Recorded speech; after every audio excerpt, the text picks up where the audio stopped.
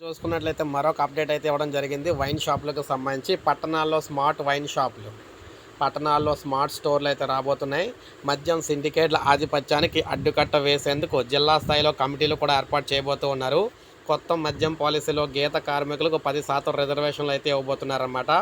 So మనం చూసుకున్నట్లయితే రాష్ట్రంలో సామాన్యులకు అందుబాటులో ఉండేలా ప్రత్యేకంగా కొత్త మద్యం పాలసీని ప్రభుత్వం రూపొందించింది. మరోవైపు అత్యధిక జనసాంద్రత ఉన్న పట్టణాల్లో స్మార్ట్ స్టోర్లను ఏర్పాటు చేయనుంది. మద్యం షాపుల నిర్వహణలో సిండికేట్ల ఆధిపత్యానికి అడ్డుకట్ట వేసేందుకు జిల్లా స్థాయి కమిటీలను ప్రభుత్వం ఏర్పాటు చేయనుంది. షాపుల నిర్వహణ బాధ్యతలను ప్రభుత్వమా, ప్రైవేటా అనేది నేడు స్పష్టత అయితే రాబోతుందన్నమాట.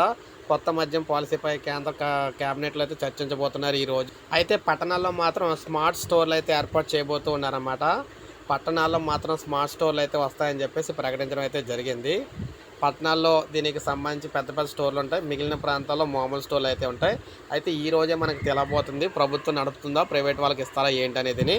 సో ఇది మనకు అప్డేట్. ఒక లైక్ చేయండి, సబ్స్క్రైబ్ చేసుకోవద్దు, మన ఛానల్ సబ్స్క్రైబ్ చేసుకోండి.